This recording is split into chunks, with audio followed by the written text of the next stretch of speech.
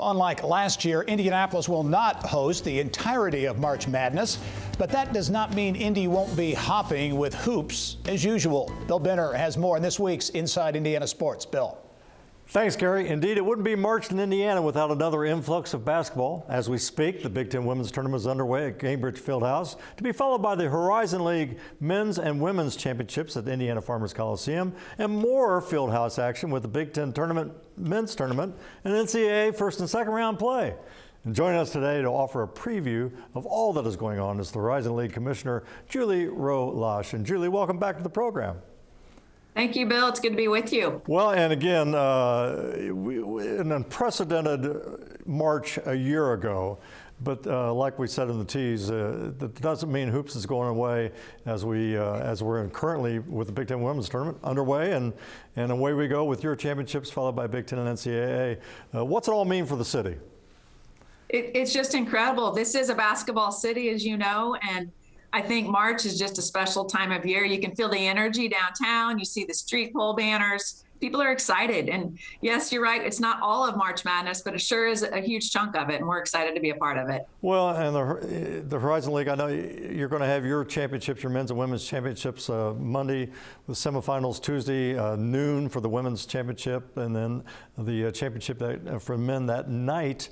You made this decision to bring your title games to Indianapolis. And how's it been so far, even with the overview of COVID?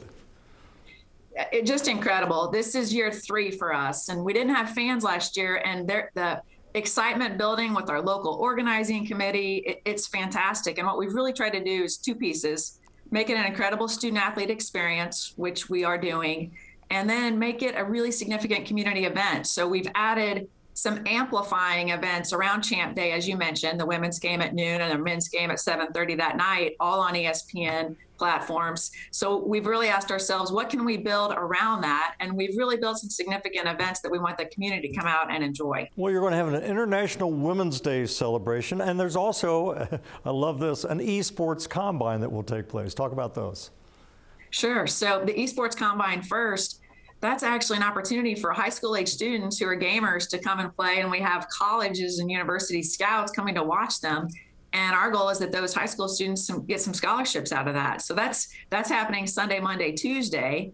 And then on Tuesday, which is International Women's Day around the globe, we're actually hosting an event that a lot of sponsors have stepped up to make it free for the community to come out. And we're hoping to get 100 or 200 people there, with headliner Susan Boffman, who just led the college football championship game here in Indy, right? The college Super Bowl.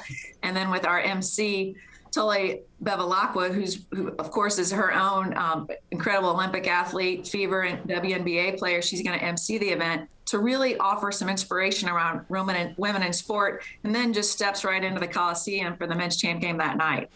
Julie, let's look in, again, NCAA tournament entirety last year, but first and second rounds this year at Cambridge Fieldhouse. The Horizon League will be the institutional host. What does that entail? You know, I think being the host has become such a rich part of our history as a Horizon League, whether it's Final Fours, first and second round of regionals. And it's a lot more than just being attached to the event. We're responsible essentially for all of the operations in and around the games. So we partner with the Sports Corp, who's just terrific. And we ensure that we're taking care of all of the media, which is a couple hundred media who need credentials to come for these games, that we're assisting with the team arrivals, with the band, the spirit dance and cheer, and then also just ensuring that the game operations go off just seamlessly. And that's our staff. Obviously, we love to run events. We run 19 championships, so we just consider that a 20th event that we help run.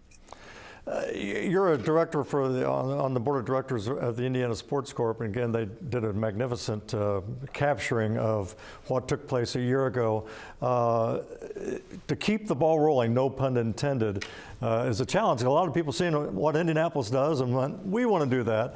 How does Indianapolis stay ahead of that pack, especially with basketball? You know, I credit Ryan Vaughn and Patrick Talty and the board members, of course, of really being committed to not just resting on our past. I mean, our history is extraordinary, but really taking that as a challenge to continue to build on that legacy moving forward. And I think you see that with the recent news of the NBA NBA 2K League coming here. I mean, Indy wants to be at the forefront of what's happening in sport, whether it's esport now or more traditional sport. And when you think about basketball, that is part of our sports strategy. Of course, we've got more Final Fours coming our way, but now the NCAA's opened up the bid cycle for 2027 through 31 for men's and women's. And we want to do all we can to put our best foot forward to be a part of that. And I'm sure we will. And Julie, as we wrap up, certainly plenty of tickets available for both the NCAA events, Horizon League Championship, and the Big Ten women's and men's tournaments. Absolutely. And for the Horizon League in particular, I got to put the plug in, horizonleague.com/Indy. Gives a whole host of all of the amplifying events around our championships, and then most importantly, how to get tickets. And by the way, if you haven't been to Indiana Farmers Coliseum for basketball, it's a great venue. And so we wish you the best, and thanks for being on the program. Thank you. Good to be with you as always. All right. Thanks.